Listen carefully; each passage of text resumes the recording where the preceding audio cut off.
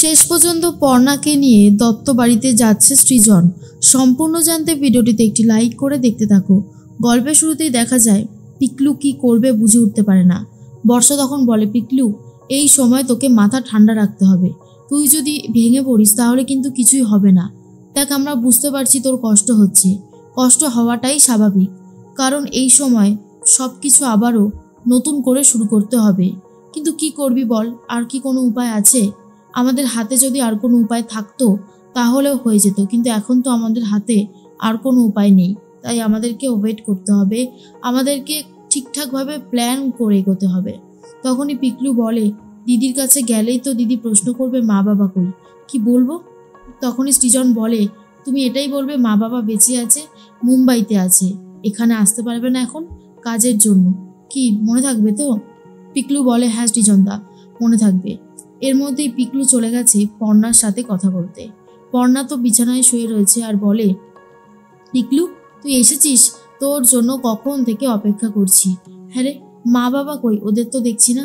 পিকলু বলে, তুই তো জানিসই বাবা মার বাবার সাথে মা থাকে, বাবার তো ট্রান্সফারের জব, আর বাবা তো এখন মুম্বাইতে থাকে।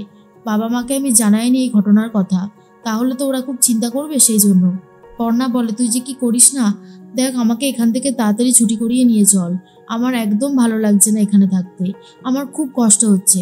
পিকলু বলে, তুই চিন্তা করিস না, আমি যত তাড়াতাড়ি সম্ভব তোকে এখান থেকে নিয়ে যাওয়ার ব্যবস্থা করছি, কেমন? তাহলে তো আর তোর চিন্তা করতে হবে না। তখনই পর্ণা বলে, তুই তাড়াতাড়ি এই ব্যবস্থাটা কর ভাই, আমার একদমই ভালো লাগছে না। এরপর পিকলু বাইরে এসে বলে, বলেছিলাম না ও বাবা মাকে খুঁজছে, জানতে চাইছে বাবা মা কোথায়, কখন আসবে। এর মধ্যে সৃজন বলে, কি করবো আমি এখন, আমার খুব ভয় লাগছে। জেঠু বলে, এই সৃজন, শুধু শুধু ভয় পেলে এখন হবে না, এইবারে একটা গল্প বানাতে হবে, আর সেই গল্প বানাবো আমি, বুঝতে পেরেছিস? পর্ণার সাথে থাকতে থাকতে আমারও মাথায় কিছু বুদ্ধি এসেছিল, আর এখন সেটাই অ্যাপ্লাই করতে হবে। তখনই জেঠু বুদ্ধি বার করে যে পর্ণাকে এটা বলতে হবে যে পর্ণার বাবা মা বাইরে রয়েছে, এই সুযোগে পর্ণাদের বাড়িটা ঠিক করা হচ্ছে, রং করা হচ্ছে, কিছু কিছু জায়গায় ঠিকও করা হচ্ছে, আর তাই জন্য পর্ণার বাবার বন্ধু এই যে অমিতেশ দত্ত, তাই অমিতেশ দত্তর বাড়িতেই পর্ণাকে রাখা হবে। আর পিকলু তুমি এটা বলবে যে তুমি আর পর্ণা এই বাড়িতেই থাকবে, মনে থাকবে তো? পিকলু তখন বলে, সে তো মনে থাকবে জেঠু, কিন্তু দিদি যদি রাজি না হয়। তখনই জেঠু বলে, রাজি যদি না হয় তাহলে তো অন্য একটা ব্যবস্থা করতেই হবে, ঘরগুলোর এমন অবস্থা করতে হবে যেন ভেতরে কেউ গিয়ে থাকতে না পারে, তাকে যেন বাড়ি ছেড়ে বেরিয়েই আসতে হয়। কি মনে থাকবে তো? পিকলু তখন বলে, ঠিক আছে জেঠু, সবটাই মনে থাকবে। এরপর সৃজন খুব ভেঙে পড়ে আর মনে মনে বলে, পর্ণা আবার যে আমাদের শূন্য থেকে শুরু করতে হচ্ছে, কোথায় আমি ভালো ছিলাম তোমাকে নিয়ে, এখন তোমাকে ছাড়া এইভাবে দূরে দূরে কি করে যে আমি থাকবো বুঝতে পারছি না। পরের দিনই পর্ণাকে ছেড়ে দেওয়ার সময় হয়ে গেছে। সৃজনের সাথে ভালো করে কথা বলে নেয় ডাক্তার আর বলে, সৃজনবাবু আপনি রেডি তো? আমরা কিন্তু ওনাকে এক্ষুনি ছেড়ে দেবো, মনে থাকবে তো সব কিছু? সৃজন তখন বলে, হ্যাঁ ম্যাডাম, সব মনে থাকবে, আপনি কিছু চিন্তা করবেন না, আমি সবটা সামলে নেব। আর তখনই ডাক্তার বলে, বেশ, আপনি যখন সবটা সামলে নেবেন তখন তো আর কোনো ভয়ের কারণ নেই, তবে সবটাই কিন্তু খুব সাবধানে করতে হবে, ওনার যেন কোনো সন্দেহ না হয়। এর মধ্যেই পর্ণাকে ছেড়ে দিয়েছে। পিকলু তখন বলে, চল দিদি আমরা তাহলে এগোই। এরপরই পর্ণা বলে, হ্যাঁ বাড়িতে যাবো তো, চল। তখনই সৃজন চলে এসেছে। সৃজন বলে, নমস্কার, আমার এদিকে সমস্ত কাজবাজ হয়ে গেছে। পিকলু তখন বলে, কিরে দিদি দাঁড়িয়ে পড়লি কেন, চল। পর্ণা বলে, এই লোকটাকে আমি তো নাকি চিনতে পারছি না। পিকলু বলে, আরে বাবা তুই তো ভুলেই গেছিস, আরে আমাদের বাবা তো এখানে থাকে না, তাই ঘরটা ঠিক করছে, আর সেই জন্য আমরা এখন বাবার বন্ধু অমিতেশ দত্তর বাড়িতে আছে, আর তারই ছেলে সৃজন দত্ত। এরপর সৃজন বলে, নমস্কার, আমি সৃজন দত্ত। পর্ণা তখন বলে, হ্যাঁ আমরা আমাদের বাড়িতে থাকতে পারবো না, এটা কি করে হয়? তখনই পিকলু বলে, আরে কয়েকটা তো দিন দেখতে দেখতে কেটে যাবে, কি করবি বল। এরপর সৃজন বলে, চলুন আসুন আমার সাথে, আমাদের বাড়িতে যাবেন তো? পর্ণা যেতেই চায় না আর বলে, অসম্ভব, আমি কোনোভাবেই যাব না, আমি আমার নিজের বাড়িতেই যাব। এরপর সৃজন বলে, ম্যাডাম আপনি শুধু শুধু জেদ করছেন, আপনি আমার সাথে চলুন। কিন্তু পর্ণা নিজের বাড়িতে আগে যাবে বলে ঠিক করেছে। এর মধ্যে অন্যদিকে জেঠু, চয়ন, রুচিরা, বুবাই সবাই মিলে ছদ্মবেশ নিয়ে চলে গেছে পর্ণার বাড়িতে, আর সেখানে গিয়ে কাজ করতে শুরু করে। পর্ণা বলে, এ কি কে আপনারা? জেঠু তখন বলে, বোঝো ঠেলা, জ্যাঠা শ্বশুরকে বলছে দাদা। পর্ণা বলেছিল, দাদা এসব কি হচ্ছে? তখন জেঠু বলে, ঘর রং হচ্ছে। আপনার বাবা উনি তো আমাদের কন্ট্রাক্টটা দিয়েছে, তাই জন্যই আমরা ঝটপট করে করার চেষ্টা করছি। কেন ম্যাডাম, কি হয়েছে? কাজ পছন্দ হচ্ছে না?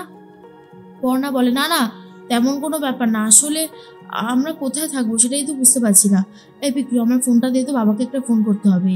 পিকলু তখন বলে, ফোন তো তোর ভেঙে গেছে রে দিদি, তুই এক কাজ কর, আমার ফোনটা দিয়েই ফোন কর। তার আগে জেঠু বাবা বলে যে নাম্বারটা সেভ করা ছিল সেটা অমিবাবুর নাম্বার সেভ করে দিয়েছে। এরপরই ফোন গেছে অমিবাবুর ফোনে, আর বলে, বাবা তুমি কি করেছো বলো তো? আমি আর ভাই থাকি, তুমি তো জানো, এখনই রং টং করাচ্ছ, ভালো লাগছে না আর। তখনই অমিবাবু বলে, কি করবি বল মা, আসলে বাড়িটার অবস্থা তো খুবই শোচনীয় হয়ে গেছিল, তাই জন্যই তো বাধ্য হলাম সারাতে। তুই কয়েকটা দিন অমিতের সত্তর বাড়িতে থেকে যা, কিচ্ছু হবে না।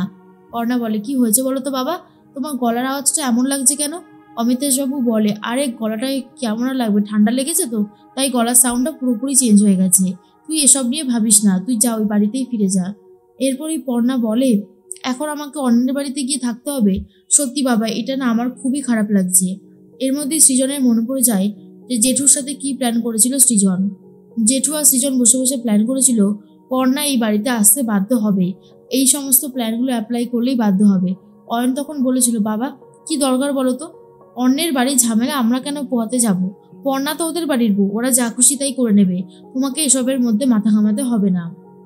মৌমিতাও একই কথা বলেছিল, কিন্তু জেঠু বলেছিল, চুপ কর, পর্ণা আর স্মৃতিশক্তি চলে গেছে বলে ওর প্রতি ভালোবাসা আমার কমে যাবে?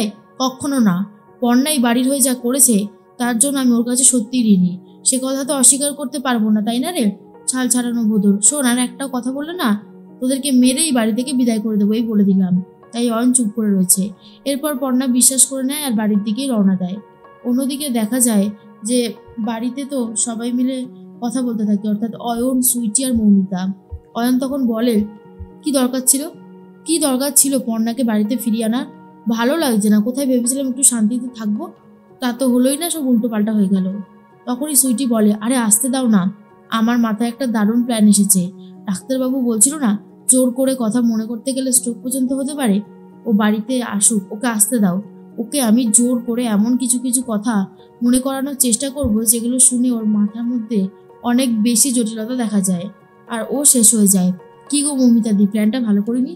মৌমিতা তখন বলে, হ্যাঁ ভালো তো করেছো, কিন্তু এই পর্ণার না কই মাছের জান, কি যে করবে বোঝা যায় না। তবে ওর বিপক্ষে বারবার দাঁড়িয়েছি আমরা, কিন্তু কিছুই করে উঠতে পারিনি। তুমি কি পারবে? সুইটি তখন বলে, পারবো। ও শেষ হয়ে গেলেই আমি সৃজনকে বিয়ে করে সুখে শান্তিতে সংসার করব। মৌমিতা তখন বলে, আরে বাবা, আগে করে নাও, তারপর দেখা যাবে। এদিকে পর্ণাকে নিয়ে উপস্থিত হচ্ছে সৃজন।